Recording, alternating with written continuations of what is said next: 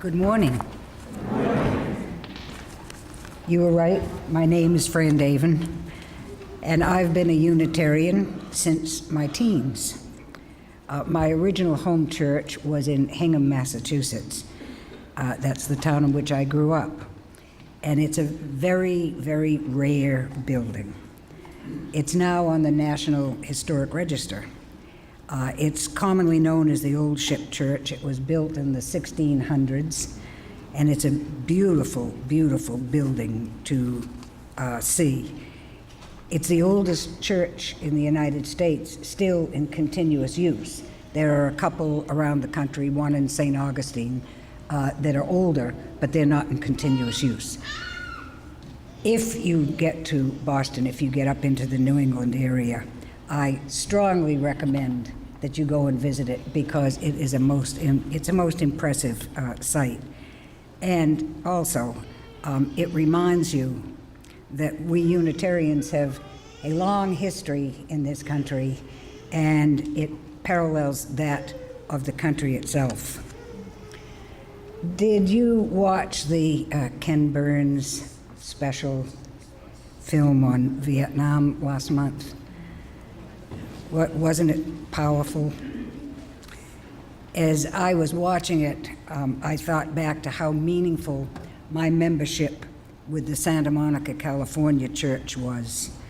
I belonged to that during the very tumultuous 1950s and 60s, and it seemed then that the whole fabric of life was being torn apart between the civil rights movement and the anti-war movement.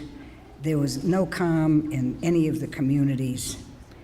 But our Unitarian church there was a haven to retreat to and to examine the meaning of what was going on in our world and in our country and in our community, and to find ways to deal with it, dealing with it both internally and externally.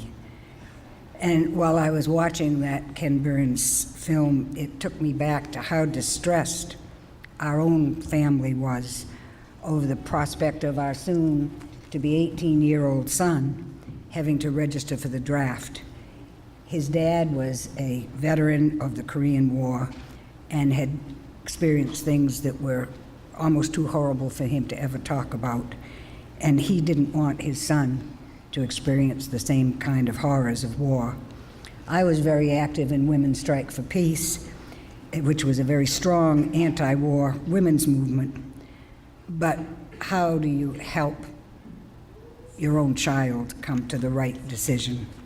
Our son was a graduate of the Unitarian Youth Program, then called LRY, and we were very fortunate to have a thoughtful, caring minister who was counseling young men in their legal obligations and also in their moral options. As it turned out, we were one of the lucky families. While we were weighing all of Carl's options, the government changed the mandatory draft enrollment, and our son did not have to face that very, very difficult decision for an 18-year-old. And to this day, I am very grateful that as a family, we had a place to go and to seek counseling. It was a place of trust in a very, very stressful time. I've been a member of this congregation since 1995, and I have seen so much growth and so much change. When I joined, the membership was considerably less than 100, and look at us now. We are ready to burst our seams. I've had the privilege of serving this congregation in a number of roles. I've been a board member, a finance committee chair, a contract manager for the construction of the multipurpose building, a member of the ministerial search committee, chair of membership, and presently I am chairing the long-range planning committee, which you will hear more about later on. Each of these roles that have been made available to me has deepened my connection with this religious community, and it has rewarded me in so many ways. Being part of this church is in itself a gift that keeps on giving. And and it provides more and more stronger connections with those who share my values, who share my concerns.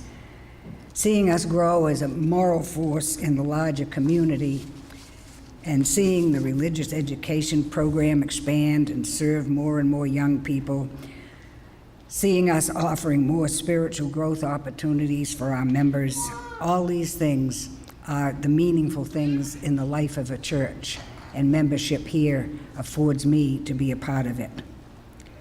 Pledge season gives each one of us a time to reflect on just what church membership means to us. For myself, I'm here because I believe we can and do make a difference when we join together as a force for good. I'm here because the Unitarian religion continues to bring meaning into my life and how I spend it. And I'm here because I cannot imagine my life disconnected from this faith, from this church, and all it represents now and hopes to represent in the future. Thank you for listening to me.